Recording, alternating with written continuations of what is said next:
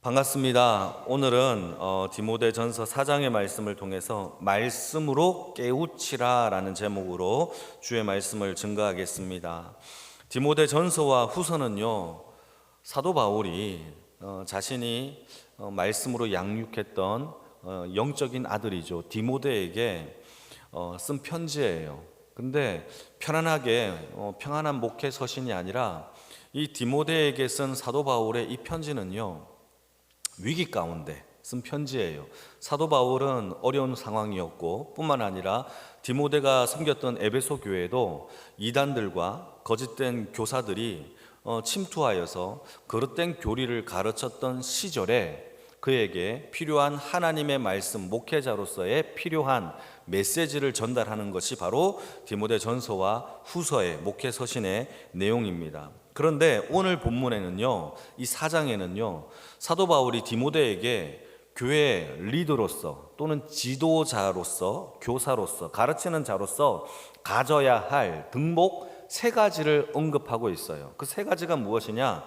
여러분 6절 말씀을 보시게 되면, 첫째, 지도자는 하나님의 말씀을 가르쳐야 한다. 말씀을 깨우치는 것이 첫 번째 해야 할 일이에요. 자, 두 번째는요, 18절 말씀을 보시게 되면 허무한 허탄한 신화를 버리고 경건에 이르는 연습, 경건한 사역자, 지도자, 인도자가 되어야 된다라고 얘기하고 있고, 세 번째는 12절에 보게 되면은 믿음과 사랑에 있어서 많은 사람들에게 믿음의 본이 되어야 된다, 모델이 되어야 한다라는 것을 이야기하고 있습니다. 어쨌든 이 세 가지를 가지고 오늘 말씀을 나누려고 하는데, 세 가지를 말씀을 하다 보니까 너무 길어져서 오늘은 두 가지의 메시지를 가지고 함께 말씀을 나누도록 하겠습니다. 먼저 우리 6절 말씀을 한번 보실까요? 6절 말씀입니다. 시작. 내가 이것으로 형제를 깨우치면 그리스도 예수의 좋은 일꾼이 되어 믿음의 말씀과 내가 따르는 좋은 교훈으로 양육을 받으리라. 여기에서 지금 사도 바울이 디모데에게 이것으로 형제들을 깨우치면 이라고 되어 있어요. 그런데 이것이 뭐냐? 안 나와 있어요. 그런데 이게 디모데전서 3장에는 나와 있거든요. 3장 14절에서 15절 말씀을 제가 한번 읽어볼게요. 3장 14절 15절입니다. 내가 속히 너에게 가기를 바라나 이것을 너에게 쓰는 것은 만일 내가 지체하여서 너로 하여금 하나님의 집에서 어떻게 행해야 할지를 알게 하려 함이니, 이 편지를 쓰는 목적인 거죠. 이 집은 살아계신 하나님의 교회요 진리의 기둥과 터니라 라고 얘기하고 있는 거예요. 여러분, 사도 바울이 교회를 정의하기를 뭐라고 정의하고 있느냐 하면 하나님의 교회라고 얘기하고, 이 교회는 진리와 기둥과 터 위에 세워진 것이라고 말하고 있는 겁니다. 여기서 말하고 있는 진리가 뭐냐? 진리라는 것은 하나님의 말씀이 곧 진리예요. 그리고 예수 그리스도가 우리의 진리 되시는 줄 믿습니다. 그러니까 여러분, 여기에서 말하고 있는 교회의 터는요 진리예요. 그 진리가 누구냐? 예수 그리스도예요. 그 모퉁이 돌 위에 교회가 세워졌다라는 것이죠. 그 말씀으로 형제를 깨우칠 것을 사도 바울이 디모데에게 이야기하고 있어요. 여러분, 사도 바울은 이제 나이가 많아요. 마지막 쓰는 편지가 디모데전서 후서의 이 편지예요. 마지막으로 자신의 인생이 이제 늙어서 어떻게 될지 모르는 그 인생 가운데 교회를 향하여, 또 디모데 자기의 사랑하는 아들, 영적인 아들을 향하여 주는 이 목회적 메시지의 첫 번째가 무엇이냐면 하나님의 말씀으로, 성경으로 성도들을 깨우칠 것을 요구하고 있어요. 교회는 이 일을 하는 거예요. 하나님의 말씀을 깨우쳐서 하나님의 사람으로 만들어가는 것이 교회가 해야 할 핵심의 과제라는 것을 사도 바울이 디모데에게 이야기합니다. 자, 여러분, 우리는 과연 하나님의 말씀을 깨우치는 일들을 예배의 말씀 가운데 하고 있느냐? 이게 매우 중요한 거예요. 여러분, 그것뿐만 아니라 내가 다른 사람들에게 하나님의 말씀을 깨우치는 일들을 하고 있느냐, 이게 중요한 거죠. 여러분, 교회는요 하나님의 말씀을 가지고 깨우치고 깨달음을 받는 그러한 은혜가 돌고 도는 그런 교회가 되기를 축복합니다. 그런 가정이 되기를 축복합니다. 매우 중요한 거죠. 그래서 6절 말씀에 보시게 되면 이것으로 형제를 깨우치라 라고 하는 것은 하나님의 말씀으로 형제들을 깨우칠 것을 얘기하는 거예요. 교회는요, 여러분, 교회는 이단들과 거짓 진리로부터 문단속을 잘한다고 지켜지는 게 아니에요. 교회가 하나님의 말씀으로 지켜지는 이유는요, 말씀을 깨우치고 깨달은 말씀을 통하여서 그것이 하나님 앞에 열매를 맺고 성장할 때에 교회가 단단해지고 성장하고 어떤 이단들로부터도 여러분 든든하게 세워나가는 줄 믿으시기를 바랍니다. 문단속의 문제가 아니에요. 뭐 철저하게 문을 닫고 그래서 문을 꽁꽁 잠근다고 해서 될 문제가 아니라 우리 안에 하나님의 깨우칠 그 말씀의 깨달음이 있는 저와 여러분들이 되어지기를 축복합니다. 그래서 우리를 변화시키고 우리를 깨우치게 하고 우리를 성장시키며 열매를 맺게 하는 것은 다른 게 아니에요. 하나님의 말씀을 가지고 풍성한 교제를 할 때에, 코이노니아의 교제가 일어날 때에 하나님의 말씀으로 우리가 변화되고 성장하는 거예요. 물론 식탁의 교제, 식사를 같이 하는 것도 좋죠. 등산을 가거나 취미생활을 같이 하는 것도 좋아요. 축구도 좋아요. 커피 한 잔 마시는 것도 좋아요. 그런데 이러한 교제가 좋긴 하지만 그러한 교제를 통하여서 우리의 심령이 바뀌지는 않아요. 우리의 영혼이 변화되지는 않아요. 우리의 영혼을 변화시킬의 능력은 하나님의 말씀이 우리 안에 들어와야 되고 그 말씀이 깨우쳐질 때에 교회가, 성도가 바뀌고 변화되고 성장하는 줄 믿으시기를 축복합니다. 그래서 이러한 말씀의 교제가 풍성한 그런 교회가 될 때에 하나님의 나라가 이 교회 가운데 임재가 될 줄로 믿습니다. 그래서 우리가 변화를 기대합니까? 그렇다면 하나님의 말씀을 통하여 내 자신이 먼저 그 말씀으로 교제하고 이것이 교회와 이웃과 부서에서 또는 기관에서 그러한 풍성한 하나님의 말씀의 교제가 일어나는 그러한 교회가 되기를 축복합니다. 제가요, 전도사 시절 때에 어떤 권사님이 저한테 찾아와서 전도사님, 저에게 이런 부탁을 한 적이 있어요. 제 아들 좀 만나 좀 주세요. 제 아들 좀.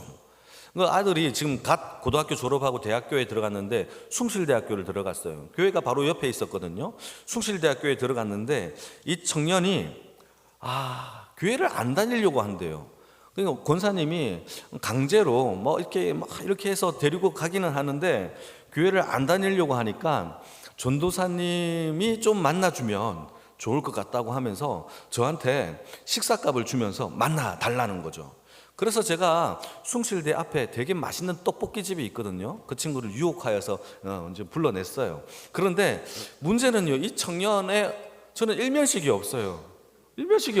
그래서 전화해서 만나서 이야기를 하는데 이야기할 게 별로 없더라고요. 도대체 너 교회 왜 안 나가려고 하냐 이렇게 물어보면은 바로 뛰쳐나갈 것 같고, 그래서 이 친구에게 이번 주는 교회를 나갔니? 라고 물어보니까 이 친구가 교회를 나갔대요. 그래, 설교는 들었어? 설교를 들었대요. 어떤 설교를 들었어? 그러니까는 시편 23편을 얘기하더라고요. 시편 23편. 내용은 기억나? 라고 물어보니까 이 청년이 하는 말이 기억이 안 난대요. 그런데 자기가 이상한 게 하나 있대요. 시편 23편에 여호와가 내 목자라고 얘기하는데 왜 하나님이 목자예요? 하나님은 더 위대한 사람이 돼야 되는, 위대한 신이 돼야 되는데 목자밖에 안 돼요? 라고 나한테 얘기를 하는 거예요.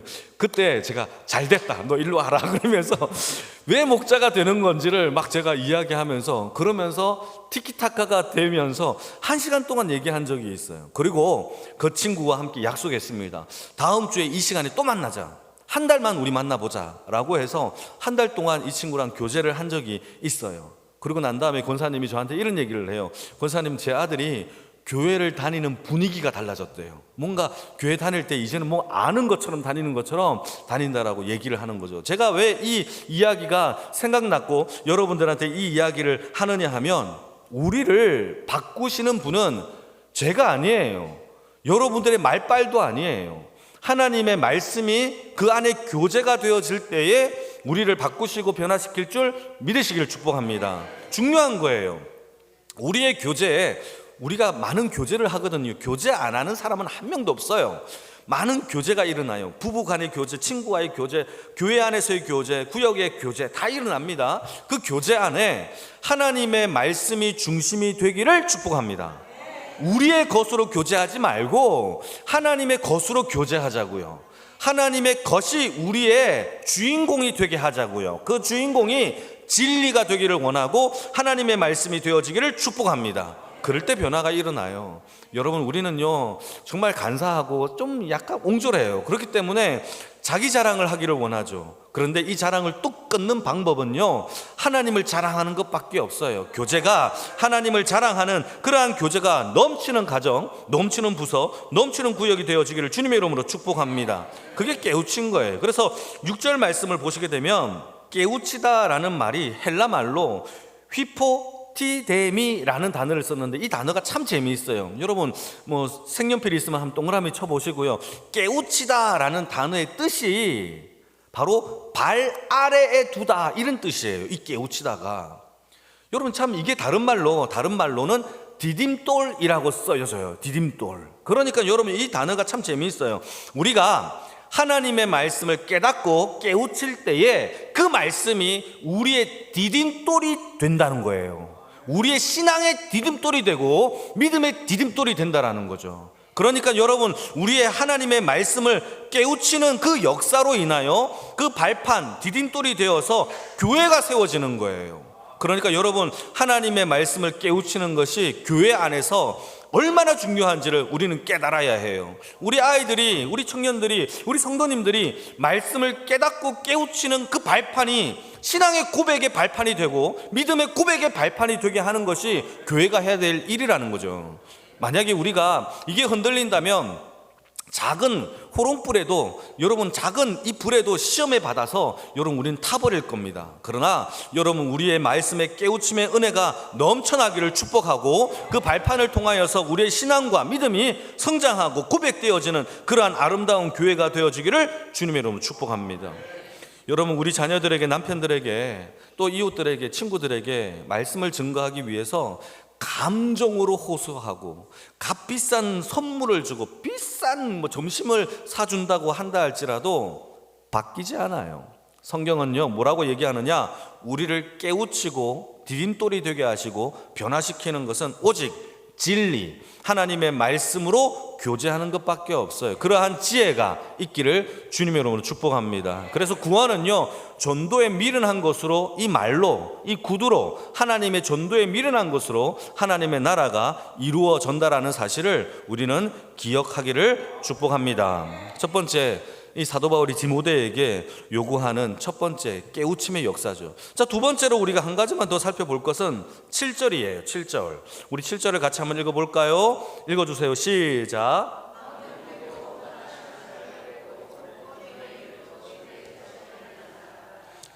망령되고 허탄한 신화를 버리고 경건에 이르도록 내 자신을 연단하라.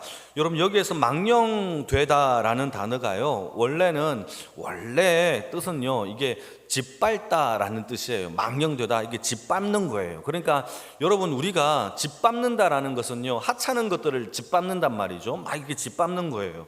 이것은 제가 조금 묵상을 해보니까 마치 맛을 잃은 소금이 세상 사람들에게 밟힌다고 할 때 그 밟히는 게 짓밟는다라는 뜻이에요. 그러니까 여러분 중요합니다. 진리 속에 진리가 없으면 그게 짓밟는 거예요. 복음을 알지 못하는 성도는요 짓밟히는 거예요. 세상에 교회가요 진리를 선포하지 못한다면 맛을 잃은 소금이에요. 짓밟히는 거죠. 이게 망령이 거짓된 거죠. 여러분 우리의 삶에 첫 번째, 하나님의 복음이 우리 안에 정말 하나님께 아름답게 세워지는 그런 교회 성도가 되어지기를 축복합니다. 진리는요 거룩함과 존귀함을 잃어버리면 세상 사람들은요 이걸 단번에 알아요. 우리를 무시하고 짓밟는 상태, 이게 망령된 거죠. 그러니까 진리가 없는 그러한 거짓이 망령된 거예요. 여러분 이 망령된 이야기가 무슨 뜻이냐면 허탄한 신화라는 이야기가 옛날 할머니들이 여러분 아이들을 잠재울 때에 막 동화 같은 이야기를 막 들려주는 거 있죠. 그런 것이 허탄한 신화의 뜻이라는 거예요. 여러분 존 스토트 목사님은요 이 허탄한 신화를요 뭐라고 해석을 해 놓았나 하면, 이러한 이야기들은 영적인 불량식품이다. 먹으면 먹을수록 여러분, 불량식품이 맛있을까요, 맛이 없을까요? 여러분, 다시 물어봅니다. 불량식품도 안 드시는 거 아니에요? 불량식품이 맛있어요, 맛이 없어요? 맛있어요. 얼마나 맛있는데요. 근데 먹고 하면 이가 다 썩어요. 또 안에 병도 납니다. 그러니까 여러분, 불량식품은요 처음에는 너무 맛있어요. 마치 허탄한 신화는요 듣기에는 재미있어요. 신나고요, 웃겨요. 그런데 그것이 우리를 변화시키거나 생명으로 이끌지는 못해요. 마치 이런 것과 같다라는 것이죠. 여러분, 맛있다고 해서 자주 먹다 보면은 이가 썩는 것처럼 허탄한 신화는 결코 우리를 변화시키거나 성장시키지 못해요. 그 당시에는요 재미있고 맛있을 수는 있어요. 그러나 불량식품은 그냥 불량식품일 거예요. 그래서 하나님의 말씀과 진리에서 점점 멀어지게 하는 거예요. 여러분, 이것이 바로 망령되고 허탄한 신화의 내용들이에요. 이걸 대표적으로 한번 예를 들어 볼게요. 요한복음 5장 말씀을 보게 되면은, 여러분 기억나십니까? 베데스다 못이 등장해요. 베데스다 못. 여기에는요 전설 따라 내려오는 이야기 하나가 있는데, 천사가 이 베데스다 못을요 한번 동하여 이 요동치게 할 때에 제일 먼저 들어가는 사람에게는 어떤 질병도 고침을 받는다라는 전설이 있었던 거예요. 그래서 여러분, 많은 사람들이, 병자들이 베데스다 못 근처에서 기다리는 거예요. 무엇을 기다리느냐? 천사가 그 동하여서 물이 요동치는 것을 계속 기다리고 있는 거예요. 이러한 일들이 요한복음 5장 2절에 이런 이야기가 있어요. 여러분, 우리나라에서도요 제가 들었던 이야기 중에서 정말 놀랬던 이야기가, 경기도 포천에 있는 어떤 기도원에서 나오는 생수를 마시면 병고침을 받는다라는 이야기를 들어본 적 있으세요? 저는 여러분, 저는 너무 놀랐어요. 그런 거를 믿고 살아가는 사람이 있다라는 게. 그리고요, 그거를요 제가 들었는데, 그걸 사서 마시는 사람이 있대요. 그런데 병이 안 고쳐졌대요. 그러니까 하는 말이, 한 번, 두 번 마시갖고 되겠냐? 한 1년 이상 마셔야 된다는 거죠. 근데 1년 동안 마시는데 그냥 물을 가져갈 수 없고 헌금을 내야 되니까 돈을 바치고 물을 마시는 거죠. 여러분, 그 사람은요 그 물을 사면서 언제 고침을 당할까 계속 그것만 보는 것이죠. 여러분, 이런 게 허탄한 신화 아닙니까? 여러분, 이들의 문제가 무엇이냐 하면, 이들은 결국요 기다릴 예수를 기다리는 게 아니라 물을 동일 그러한 사건을 기다리는 거죠.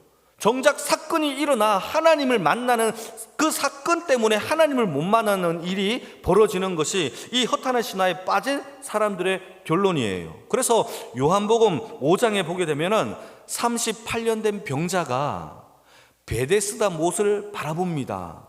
그러면서 천사가 물을 동일 때까지 기다려요. 그거를 알고 있었던 예수님이 그에게 찾아가요.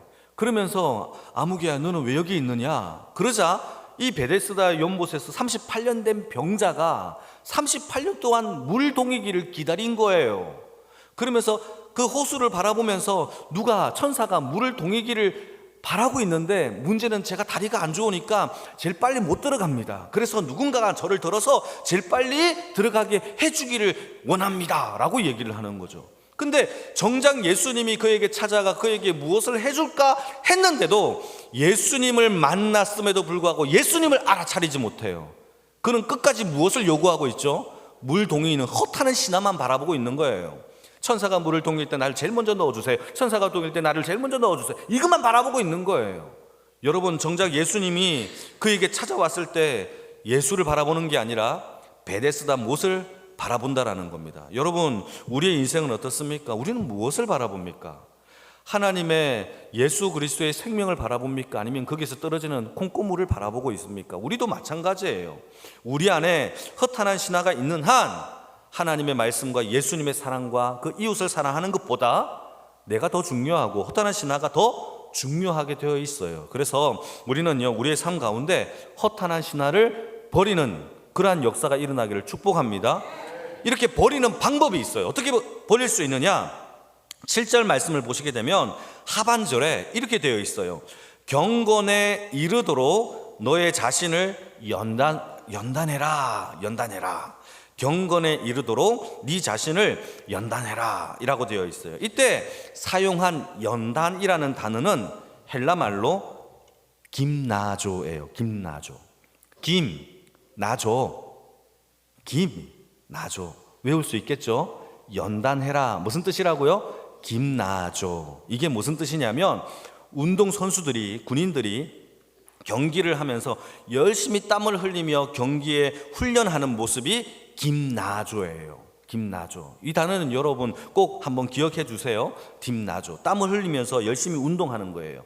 그래서 영어로 운동장, 체육관을요, 김나조에서 김만 따와서 짐이라고 얘기해요. 그리고 독일에서는요, 이 고등학문들을 연구하고 연마하는 그러한 교육기관을요, 뭐라고 하냐면은 김나지움이라고 부른대요. 맞죠? 김나지움이라고 불러요. 그러니까 여기 전부 다 뭐냐? 연단하고 훈련하고 땀을 흘리는 것이 바로 연단의 뜻입니다. 그러니까 여러분 성경에서 이게 연결이 되죠.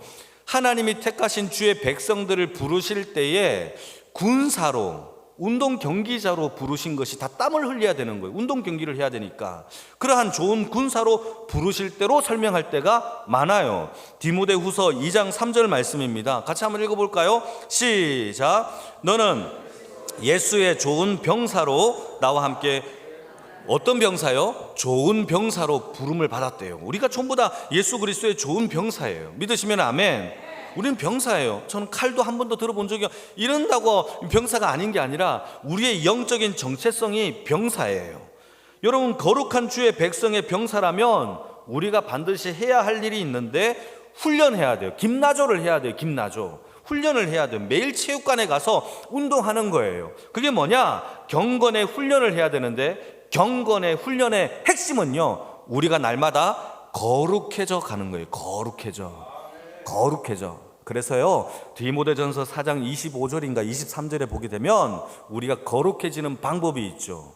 날마다 말씀과 기도로 거룩해져 가느니라. 그래서 우리는요, 말씀과 기도로 경건, 김나조 훈련을 통하여서 아버지 앞에, 경건의 훈련을 통하여서 아버지 앞에 경건하고 거룩한 자의 삶의 모습으로 나아가야 한다는 것이죠. 여러분, 하나님의 말씀과 기도로서 거룩해지는 주의 인생이 되어지기를 축복합니다. 여러분, 말씀을 읽고 배우고 듣고 열심히 하고 계십니까? 여러분, 또 기도도 열심히 하고 계십니까? 이게 필요해요. 우리를 성도로 불렀다면 우리는 반드시 병사예요. 경기자예요. 경건은요, 필수 과목이에요. 해도 되고 안 해도 되고 뭐 이런 게 아니에요. 반드시 해야 돼요. 사랑하는 성도 여러분, 우리가 경건을 필수 과목으로 취득하시기를 축복합니다. 땀 흘려야 되고요, 열심히 훈련도 받아야 돼요. 그래서 사도 바울은요, 우리를 운동 경기자 또는 군사, 이렇게 땀을 흘리는 자들로, 경건의 연습을 이르게 하는 자들로 우리를 날마다 그렇게 우리를 부르고 있어요. 그래서 우리의 삶 가운데서 매일 말씀과 기도가 있는 그러한 주의 백성들이 되어지기를 축복합니다. 그게 교회예요. 교회란 그런 거예요. 그래서 교회를요, 한자말로 우리가 풀이를 많이 하잖아요.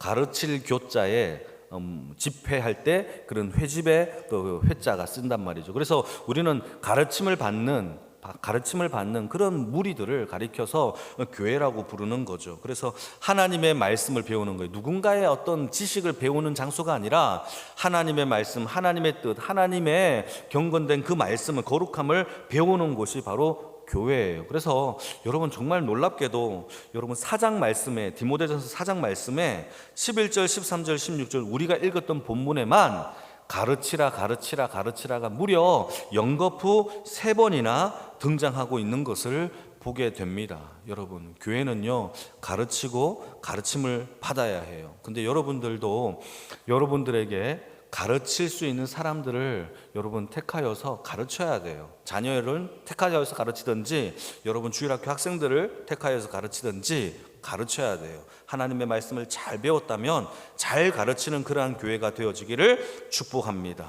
모이기를 힘써야 되는 것이죠. 그래서 여러분 모여서 봉사하는 것도 중요해요. 일하는 것도 중요하고, 그런데 더 중요한 것은요, 이 모임의 핵심은요, 말씀을 배우고 깨우치고 교제하는 것이 더 중요하다라는 사실을 기억하기를 축복합니다. 제가요, 이단들을 보면서 참 이단들은 정말 열심히 가르쳐요. 제가 여기를 지나가면서 여기 앞에 우리 교회 하나 있죠. 또 동천에도 또 이단이 있죠. 참 매주마다 모여요. 정말 많이 모여요. 그들이 열심히 뭘 배워요. 그런데 정작 올바른 진리를 가르치는 우리 교회뿐만 아니라 올바른 진리를 가르치는 교회들이 모임을 하지 않아요. 이단들도 저렇게 열심히 가르쳐서 뭘 하는데 우리는요 정작 뒷전일 때가 많아요. 여러분, 우리가 말씀을 배우고 훈련하는데 우리도 힘쓰는 그러한 교회가 되어지기를 축복합니다. 날마다 군사들이 훈련하듯이 우리도 날마다 말씀과 기도의 훈련을 통하여서 모이기를 힘써서 하나님의 나라를 만들어가고 그 나라가 소문나고 그 나라가 아름다워지는 그러한 열매들을 맺는 영광의 모든 식구들이 되어지기를 주님의 이름으로 축복합니다. 같이 한번